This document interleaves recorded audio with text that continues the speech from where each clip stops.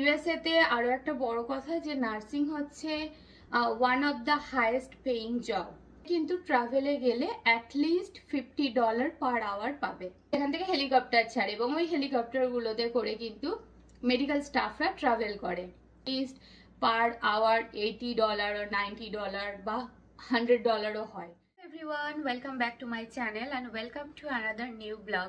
অনেকদিন পর আবার এসছি আরও একটা ইনফরমেশন ভিডিও নিয়ে। তো যারা আমার নতুন বন্ধু আছো তাদের জন্য একটা ছোট্ট ইন্ট্রোডাকশন যে আমি শতাব্দী, থাকি ইউএসএর টেক্সাসের হিউস্টনে, এবং আমি এখানে একজন রেজিস্টার্ড নার্স।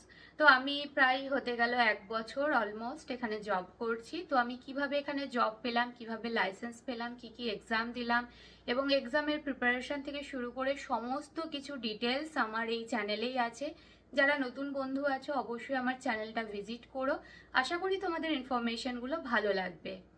তো আজকের ভিডিওর মূল বিষয়বস্তু হচ্ছে যে একটা ব্রড স্পেকট্রাম ইনফরমেশন আমি তোমাদেরকে দেব যে এখানে যারা as a registered nurse job করে তাদের জব অপরচুনিটি কি কি থাকে। তো তোমরা অনেকেই জানো যে আমি এখন একটা হসপিটাল সেটিংসে জব করি অ্যাজ আ রেজিস্টার্ড নার্স। তো হসপিটাল সেটিংস বা ক্লিনিক্যালস ছাড়াও এখানে কি কি ধরনের জব অপরচুনিটি থাকে এবং প্রত্যেকটা সেক্টরের স্যালারি কেমন হয়, তাহলে তোমাদের একটা আইডিয়া হয়ে যাবে যে কোন সেক্টরে নার্সদের কতটা অ্যামাউন্ট পে করা হয়। তো চলো তাহলে আজকের ভিডিওটা এখান থেকেই শুরু করি। তো এবারে আসা যাক আসল মূল তথ্যতে। তো প্রথমেই বলে রাখি যে এখানে যারা লাইসেন্সড নার্স হয় তাদের জন্য তো প্রথম অপশন হসপিটাল আছেই, এছাড়াও রয়েছে বিভিন্ন হসপিস বা রিহ্যাবিলিটেশন সেন্টার যেখানে মূলত লং টার্ম কেয়ার দেওয়া হয়। তো তোমরা যদি জানতে চাও যে হসপিটাল সেটিংসের স্যালারি কেমন, এখানে প্রথমেই বলি স্যালারি রিলেটেড কথা, যেটা মানে মেন বলতে হয় যে ইউএসএ স্যালারি মানে কিন্তু কোনো ফিক্সড কিছু নেই। এটা ডিপেন্ড করে প্রত্যেকটা স্টেট ওয়াইজ, কারণ প্রত্যেকটা স্টেটের লিভিং কস্ট আলাদা, ট্যাক্স ডিডাকশন আলাদা, এ টু জেড আলাদা। তো তার উপর বেস করে স্যালারি এখানে দেওয়া হয়। নার্সের মানে যারা নার্সিং জব করে নার্সেসরা সবাই কিন্তু পার আওয়ার বেসিসেই স্যালারি পায় মোস্টলি। তো আমার অলরেডি স্যালারি রিলেটেড ভিডিওস আছে, তোমরা ডেসক্রিপশন বক্সে গেলেই আমার নার্সিং রিলেটেড ভিডিওসের প্লেলিস্ট চেক আউট করতে পারো। সেখানে তোমাদের স্যালারি রিলেটেড ইন ডিটেলস একটা ভিডিও করা আছে, সেখান থেকে তোমরা গেলেই জানতে পারবে যে এখানে স্যালারি কেমন হয় হসপিটাল সেটিংসে, স্পেশালি টেক্সাসে। অন্য স্টেটে কিন্তু এটা ভ্যারি করে, কারণ ক্যালিফোর্নিয়া, নিউ ইয়র্ক এইসব স্টেটগুলোর কিন্তু লিভিং কস্ট অনেক হাই, তো সেক্ষেত্রে স্যালারিও অনেকটা বেশি হয়। তো এবার আসি হসপিস বা রিহ্যাবিলিটেশন সেন্টারে। আরও একটা সেটিংস আছে ক্লিনিক্যালে, যেটা হচ্ছে নার্সিং হোম। ছোট ছোট অনেক নার্সিং হোমও থাকে এখানে। এগুলো ডিপেন্ড করে অ্যাকচুয়ালি লোকালিটি অনুযায়ী, যে তুমি কোন লোকালিটিতে জব করতে চাইছো তার উপর ভ্যারি করে। তো হসপিস বা লং টার্ম কেয়ার বা নার্সিং হোম এরা কিন্তু পে রেটটা সেমই করে হসপিটালের সাথে, কিন্তু ডিফারেন্স কোথায় থাকে? ডিফারেন্স থাকে ওয়ার্কলোড বা পেশেন্ট লোডে। তুমি যদি কোনো হসপিটাল সেটিংসে জব করো সেখানে পেশেন্ট রেশিও ইউজুয়ালি এখানে থাকে 1:5 or 6, মানে পার নার্স 5 to 6 পেশেন্ট অ্যাসাইন করা থাকে। কিন্তু তুমি যখন হসপিস বা রিহ্যাবিলিটেশন সেন্টারে যাবে সেখানে কিন্তু ওয়ার্কলোড অনেক বেশি হয়, মিনিমাম মানে 12 থেকে 15টা মতো করে পেশেন্ট তোমার অ্যাসাইন থাকবে। তো এটা হচ্ছে বেসিক ডিফারেন্স। আর আরও একটা ডিফারেন্স যেটা বলতে পারি, যে একটা হসপিটাল সেটিংসে যে ইকুইপমেন্ট বা যে ফ্যাসিলিটিগুলো তুমি পাবে রিগার্ডিং ইউর স্কিলস বা নলেজ, সেগুলো কিন্তু তুমি রিহ্যাবিলিটেশন সেন্টারে পাবে না। রিহ্যাবিলিটেশন সেন্টারে জাস্ট তোমাকে কি করতে হবে, জাস্ট তুমি পেশেন্টকে জাস্ট বেসিক কেয়ার অ্যান্ড তোমার মেডিসিন দেওয়া এগুলোই জাস্ট করতে পারবে, আর এর চেয়ে বেশি কিন্তু তুমি তোমার স্কিল গেইন করতে পারবে না। তো এটা গেল একদম প্রিলিমিনারি স্টেজ। এই এই সেক্টরগুলোতে ঢোকার জন্য কিন্তু তোমার খুব একটা এক্সপিরিয়েন্স দরকার হয় না। তো এটা হচ্ছে যারা ধরো খুব এক্সপিরিয়েন্স নেই বা নতুন, তারা এই সমস্ত ফিল্ডগুলোতে অ্যাপ্লাই করতেই পারো, যেখানে তুমি ইজিলি জব অফার পাবে। এরপর আসি সেকেন্ড সেক্টর। সেকেন্ড হচ্ছে যখন তোমার 1 year এক্সপিরিয়েন্স হয়ে যাচ্ছে, তুমি যদি চাও তুমি মুভ করতে পারো ট্রাভেল এজেন্সিতে। মানে হচ্ছে তুমি এজেন্সি নার্স হয়ে যাবে। ইউএসএতে এজেন্সি নার্সের খুবই ডিমান্ড, এবং স্পেশালি ট্রাভেল নার্স। ব্যাপারটা কি তোমাদের একটু মানে আমি খুলে বলি, নয় নয় হলে হয়তো তোমরা বুঝতে পারবে না, কারণ এই কনসেপ্টটা আমাদের কান্ট্রিতে নেই। এখানে ট্রাভেল নার্স থাকে কিছু, এবং তার জন্য কিছু এজেন্সি রয়েছে, যে সমস্ত এজেন্সিরা কিছু নার্স রিক্রুট করে এবং তারা অ্যাজ আ ভেন্ডার কাজ করে, বলতে পারো নার্সের ভেন্ডার। তো তারা কি করে, যে সমস্ত হসপিটালে ধরো নার্সেস ক্রাইসিস রয়েছে সেখানে স্টাফ বা ম্যান পাওয়ার সাপ্লাই করে। জাস্ট একটা ছোট্ট উদাহরণ দিচ্ছি। এবার এইটারও অনেক রকমের ভাগ হয়, আমি জাস্ট একটা এক্সাম্পল দিয়ে বোঝাচ্ছি। সাপোজ ধরো একটা এলাকাতে বা কোনো একটা এরিয়াতে দুটো হসপিটাল আছে এবং একটা হসপিটালে তোমার স্টাফ ক্রাইসিস আছে, কিন্তু তারা ফুল টাইম রিক্রুট করতে চায় না, কারণ ফুল টাইম স্টাফেদের কিন্তু অনেক বেনিফিট দিতে হয় হসপিটালকে। যেমন ধরো ইন্স্যুরেন্স প্রোভাইড করে, যদিও ইন্স্যুরেন্সের জন্য তারা তোমার পেচেক থেকে কিছুটা ডিডাকশন করবে, বাট স্টিল সেটা একটু কম হয় যখন কোনো হসপিটালের থ্রু দিয়ে তুমি ইন্স্যুরেন্স নিচ্ছ বা তোমার এমপ্লয়ারের থ্রু দিয়ে। এছাড়াও থাকে হচ্ছে কিছু পেড টাইম অফ, যেটাকে আমরা পিটিও বলি। ফুল টাইম এমপ্লয়িরা কিন্তু পিটিও পেয়ে থাকে, যেটা পার্ট টাইম হলে পায় না। তো সেই জন্য কি করে, যে কিছু কিছু হসপিটাল তারা ফুল টাইম এমপ্লয়ি রিক্রুট করে না, তারা পার্ট টাইম চায় এবং কোনো এজেন্সির থ্রু দিয়ে। যে সাপোজ ধরো আমার সপ্তাহে 7 দিন বিজি যায় না, আমার সপ্তাহে 2 দিন আমার কোনো নার্স লাগবে বা ম্যান পাওয়ার বেশি লাগবে, সেই 2 দিন তারা সেই এজেন্সির থেকে নার্স ধার করে এবং সে যে নার্স হয় সেও সেখানে গিয়ে অ্যাজ আ পার্ট টাইম 2 দিন জব করে এবং সেই বেসিসে সে মানে টাকা পায়। এক্ষেত্রে টাকাটা সেই নার্সকে কিন্তু এজেন্সি দেয়, কোনো হসপিটাল নয়।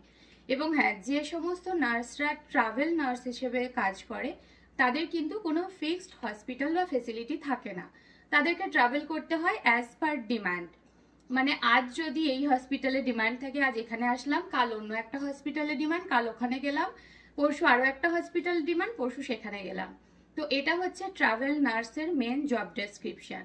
তো তার জন্য কি হতে হবে, তোমার মিনিমাম 1 ইয়ার একটা এক্সপিরিয়েন্স লাগবে। মিনিমাম 1 ইয়ার মিনস 1 ইয়ার, যদি 1 ডেও কম হয় তাও কিন্তু ওরা কাউন্ট করবে না, যতক্ষণ না তোমার 12 মান্থস কমপ্লিট হচ্ছে। এবং এই সমস্ত মানে ট্রাভেল এজেন্সিগুলো স্পেশালি এক্সপিরিয়েন্সড নার্স রিক্রুট করে। এবার তোমরা বলতেই পারো যে আমি এক এক দিন এক একটা হসপিটালে যাচ্ছি, কি করে আমি জানবো যে কোন হসপিটালে কি সিস্টেম, কি প্রসেস ফলো হয়, কি নর্মস অ্যান্ড পলিসি আছে। তার জন্য কি থাকে, একটা সামান্য ওরিয়েন্টেশন পিরিয়ড থাকে। জাস্ট তোমার মানে তুমি যে ফ্লোরে কাজ করছো বা যে ইউনিটে কাজ করবে সেখানকার জাস্ট একটু রুলস রেগুলেশন বা বলতে পারো যে ধরন সিস্টেম এগুলো জানার জন্য। মোটামুটি কম্পিউটারের সিস্টেম সেম থাকে, তুমি যে হসপিটালগুলোয় কাজ করবে, জাস্ট এক একটা ইউনিটের এক এক রকম ধরন হয় না কাজের, বা এক একটা প্রসেস হয়, জাস্ট সেটা জানার জন্য তোমাকে একটা পেড আওয়ার্স দেবে, মানে তোমাকে টাকাও দেবে এবং একটা ওরিয়েন্টেশনও দেবে। হতে পারে সেটা 3-4 ঘন্টা বা হতে পারে 5-6 ঘন্টা, like that, not more than that. তো এটা হচ্ছে ট্রাভেল এজেন্সির একটা গল্প। এবার এই ট্রাভেল এজেন্সিরই বিভিন্ন রকমের কন্ট্রাক্ট হয়। সাপোজ ধরো কেউ কোনো পার্টিকুলার হসপিটালে একটা কন্ট্রাক্টে ট্রাভেল করতে গেল, সেখানকার মিনিমাম কন্ট্রাক্টগুলো হয় 12 to 13 উইকস। এখানে উইকস হিসেবে কাউন্ট হয়, মানে আমি বলতে পারো 3 মাস মতো। 3 মাসের একটা কন্ট্রাক্টে গেল বা কেউ 1 মান্থের কন্ট্রাক্টে গেল, যেখানে যেমন রিকোয়ারমেন্ট সে ওখানে 1 মান্থ করলো বা 3 মান্থস করলো অ্যান্ড ব্যাক করলো, এটা একটা হয়। আর একটা হয় পিআরএন, যেটাকে আমরা পার্ট টাইম বলি। তো পিআরএন জবটা হচ্ছে যখন যেখানে নিড তুমি সেই মতো তুমি তোমার চয়েস মতো শিফট পিক আপ করতে পারবে। ওদের একটা অ্যাপ্লিকেশন আছে এবং সেখানে তুমি দেখতে পারবে যে কোন হসপিটালের কোন ইউনিটে কোন কোন শিফটে ওনাদের মানে নিড আছে, স্টাফ নিড আছে, সেই মতো তুমি পিক আপ করবে। এটা পুরোটাই ফ্লেক্সিবল থাকে এবং অনেকেই এই জবটা প্রেফার করে, কারণ সেখানে কোনো বাধ্যতামূলক নেই যে তোমাকে করতেই হবে, কোনো মানে ম্যানেজার নেই, তুমিই বস, তুমিই সব, তুমি তোমার নিজের শিফট পিক আপ করবে, নিজে যাবে, নিজে জব করবে, চলে আসবে, দ্যাটস অল। তো সেক্ষেত্রে অনেকেই এটা প্রেফার করে। আর একটা থাকে পার্ট ডিএম। পার্ট ডিএম আর পার্ট টাইম অনেকটাই এক, কিছু ডিফারেন্স থাকে খুব বেশি। যে পার্ট টাইমের ক্ষেত্রে একটা মিনিমাম আওয়ার্স থাকে যেটা তাকে করতেই হবে, মেবি পার উইক আর মেবি পার মান্থ।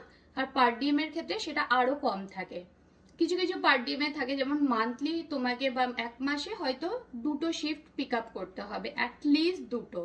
এবার তুমি চাইলে তার থেকে বেশি করতেই পারো, বাট অ্যাটলিস্ট 2টো। তো এই হচ্ছে 3টে ভাগ, একটা কন্ট্রাক্ট, একটা ট্রাভেল মানে পার্ট টাইম, আর একটা হচ্ছে পার ডিএম। এটা হচ্ছে ট্রাভেল নার্সের ব্যাপার। ট্রাভেল নার্সিং এ আরো একটা ব্যাপার থাকে, যেটা হচ্ছে 2 রকমের ট্রাভেল হয়, একটা হচ্ছে লোকাল ট্রাভেল আর একটা বাইরের।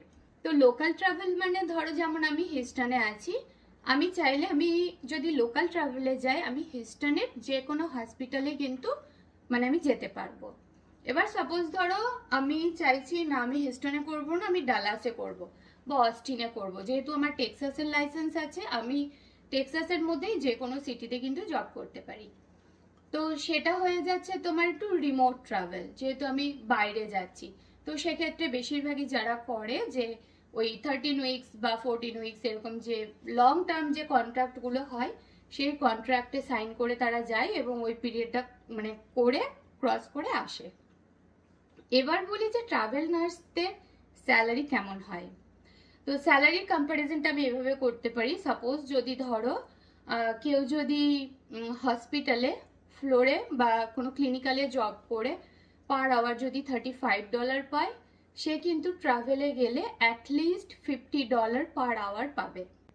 তো ট্রাভেল এজেন্সি থ্রু দিয়ে মানে বা ট্রাভেল নার্স যারা হয় তাদের পে স্কেলটা ঠিক এখান থেকে এখানে উঠে যায় এবং তাদের ক্ষেত্রে একটা ফ্লেক্সিবিলিটিও থাকে। তবে হ্যাঁ, যারা ট্রাভেল এজেন্সি থ্রু দিয়ে জয়েন করে তারা কি কি পায় না, মানে বেনিফিট কি কি নিতে পারে না, সেটা হচ্ছে তাদের কোনো পেড টাইম অফ থাকে না এবং কোনো ইন্স্যুরেন্স এজেন্সি প্রোভাইড করে না। ইন্স্যুরেন্সটা টোটালি নিজস্ব, নিজেকে প্রাইভেটলি মেডিকেল ইন্স্যুরেন্স নিতে হয়। বাট অনেকেই প্রেফার করে এটা, কারণ ট্রাভেল এজেন্সিতে ওরা যে টাকাটা আর্ন করে that is more than enough. তো কেউ যদি হসপিটালে 36 আওয়ার্স করে যেটা পায় এবং কেউ যদি ট্রাভেলে পার্ট টাইম থাকে, সে তার কাছে কোনো আওয়ার্স বাউন্ডারি নেই, সে যত খুশি করতে পারবে, যত খুশি মানে পিক আপ হতে পারবে, তো সেক্ষেত্রে সে যত খুশি মন খুলে ইনকাম করতে পারবে। বাট হ্যাঁ, ডিডাকশন মানে সব সেমই থাকে, তোমায় ট্যাক্স দিতে হবে, যা যা আরো ডিডাকশন হয় সোশ্যাল সিকিউরিটি সবই দিতে হবে, বাট তোমার শুধু ইন্স্যুরেন্সটা তোমায় প্রাইভেটলি নিতে হবে। তো এটাই হচ্ছে ট্রাভেল নার্সের মজা। এটা গেল 2টো দিক। এখানে আরো একটা ট্রাভেল হয় যেটা হচ্ছে এয়ার ট্রাভেল, এবং সেটার জন্য মিনিমাম 3 to 4 ইয়ার্স একটা এক্সপিরিয়েন্স লাগে। তোমাদের সাথে আমি প্রথম যখন ইউএসএ এসেছিলাম, আমি কিছু শর্ট ভিডিও শেয়ার করেছিলাম যে এখানে হেলিকপ্টার ওড়ে হসপিটালের ছাদ থেকে, মানে হসপিটালগুলো যদি তোমার 5 তলা 6 তলা হয়, তাদের ওপরে হচ্ছে মানে রুফটপে থাকে হচ্ছে হেলিপ্যাড, যেখান থেকে হেলিকপ্টার ছাড়ে এবং ওই হেলিকপ্টারগুলোতে করে কিন্তু মেডিকেল স্টাফরা ট্রাভেল করে। সেখানেও একটা পজিশন হয় যেটাকে এয়ার ট্রাভেল নার্স বলে। সেটার জন্য বললামই তোমাদের অনেকটাই এক্সপিরিয়েন্স লাগে, মানে খুবই খুবই খুবই স্কিলড হতে হয়, কারণ তারা বেশিরভাগই হচ্ছে কোনো এমার্জেন্সি ডিজাস্টার হলো বা এরকম ধরনের কেস তারা হ্যান্ডেল করে। তো তার জন্য অনেক এক্সপিরিয়েন্সড হতে হয় এবং মোস্টলি আইসিইউ নার্সদেরই ওনারা হায়ার করেন এবং তাদের পে রেট আরো বেশি হয়, মানে ওগুলো পে রেট বলতে পারো অ্যাটলিস্ট পার আওয়ার $80 or $90 বা $100ও হয়, এরকম মানে ওখানকার পে স্কেল। তো এই হচ্ছে আর একটা ডিফারেন্ট সেক্টর। আরো একটা আছে যেটা হচ্ছে টিচিং এ আমি তোমাদের সাথে শেয়ার করেছিলাম, আমি রিসেন্ট একটা অফার পেয়েছি, বাট এখনো যাই হোক জয়েন করিনি, আদৌ করতে পারবো কিনা জানি না, কারণ এটা একটা লং প্রসেস। তো টিচিং এর ক্ষেত্রে কি লাগে, আমি আমার এক্সপিরিয়েন্স থেকে বলতে পারি মাস্টার্স অবশ্যই হতে হবে, অনেক জায়গায় প্রেফারেন্স থাকে PhD, but masters mandatory, and তার সাথে তোমার একটা টিচিং এক্সপিরিয়েন্স নেবে। এবার অনেকেই আমাকে জিজ্ঞাসা করছিলে যে টিচিং এক্সপিরিয়েন্স বাইরেরটা কেউ অ্যাকসেপ্ট করবে কিনা। আমার ক্ষেত্রে আমি যেখান থেকে অফার পেয়েছি ওনারা অ্যাকসেপ্ট করেছেন। এবার সব ইনস্টিটিউট করবে কিনা সেটা আমার জানা নেই, বাট এটা ডিপেন্ড করে, কেউ করতে পারে কেউ করতে পারে না, এটা ভ্যারি করে। এবং টিচিংয়েও কিন্তু full time and part time options আছে। সাপোজ ধরো তুমি চাইছো না যে ফুল টাইম করবে, then you can go for part time. Part time মানে তুমি সপ্তাহে একদিন গেলে বা দুদিন গেলে তুমি যে ক্লাসটা চাইছো নিলে, বা তুমি যদি as a clinical instructor part time করতে চাও, তুমি জাস্ট একদিন বা দুদিন স্টুডেন্টদের সাথে ক্লিনিক্যাল করলে এবং চলে আসলে, দ্যাটস অল। তো সবচেয়ে মজার কথা হচ্ছে সমস্ত মানে তোমার সেক্টরেই একটা ফ্লেক্সিবিলিটি আছে, যেটা মানে আমার সব থেকে ভালো লাগে, যে কেউ তোমাকে ঘাট ধরে বলবে না যে না তোমাকে এই দিন ডিউটি করতেই হবে, নট লাইক দ্যাট। তো পুরোটাই তোমার উপরে। তো এটা গেল টিচিং। মোটামুটি এইগুলো হচ্ছে মেন সেক্টর। আমি যতদূর জেনেছি যে মানে কোথায় কিভাবে জব করতে পারে। এবার হ্যাঁ, টিচিং এর যদি কেউ স্যালারি জিজ্ঞাসা করো, টিচিং এর স্যালারিটা আমি বলবো না যে ক্লিনিক্যালের থেকে বেশি, বাট এবার তুমি যদি বেশি অফার পাও সেটা তোমার জন্য ভালো। এবার তুমি কেমন অফার পাবে এটা ডিপেন্ড করছে। তো টিচিং আমি নিজে দুটো জায়গায় ইন্টারভিউ দিয়েছিলাম এবং দু জায়গায় আমায় দু রকম অফার করেছে। তো টিচিংটা ভ্যারি করতে পারে, ঠিক আছে, টিচিং এর স্যালারিটাও স্পেশালি বলছি।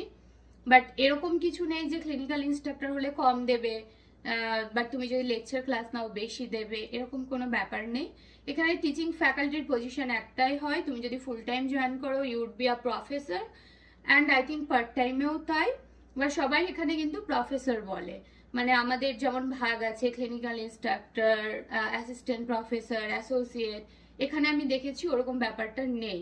মানে আমি এখনো পর্যন্ত যতটা জেনেছি, আরো হয়তো যদি কোনোদিনও টিচিং এ জয়েন করতে পারি জানতে পারবো, বাট এই হচ্ছে মোটামুটি সেক্টর। তো আশা করি তোমাদেরকে একটা ওভারঅল আইডিয়া দিতে পেরেছি যে কোথায় কোন সেক্টরে কেমন স্যালারি হয় এবং মানে কোথায় তোমার কি ধরনের কাজ হয়। এবং ইউএসএ তে আরো একটা বড় কথা যে নার্সিং হচ্ছে one of the highest paying job. এটা ডিপেন্ডও করে যে তুমি কিভাবে নার্সিংটাকে নিচ্ছ বা কোন অপরচুনিটিটা তুমি নিচ্ছ। তুমি যদি এখন হসপিটালেই সারা জীবন থেকে যাও, তুমি তখন লো পে পাবে, একদমই তোমার মনে হবে না যে আমি হাইয়েস্ট পেইং জব করি। বাট তুমি যদি ট্রাভেল জবে যাও সেক্ষেত্রে ডেফিনেটলি তোমার লাইফস্টাইল অনেক চেঞ্জ হবে অ্যান্ড লাক্সারিয়াস লাইফস্টাইল হবে, কারণ তুমি অনেক অনেক মানে double or you can earn triple. So এটা ডিপেন্ড করছে কে কিভাবে মানে জবটাকে নিচ্ছে। এবং হ্যাঁ, ইনফরমেশনগুলো যদি তোমাদের ভালো লাগে please do like, comment and share my videos. And এরপরে আরো আরো সুন্দর সুন্দর ইনফরমেশন তোমাদের সাথে শেয়ার করব, যেটা পুরোটাই আমার নিজের এক্সপিরিয়েন্সের ওপর বেস করেই হবে আর কি। তো চলো দেখতে থাকো, আশা করি তোমাদের ভালোই লাগবে। আর যারা নতুন বন্ধু আছো please do subscribe my channel. আর আরো নতুন নতুন ভিডিওস আসবে, তোমাদের সাথে দেখা হবে ভিডিওস এবং ব্লগস দুটোতেই। টাটা সবাইকে।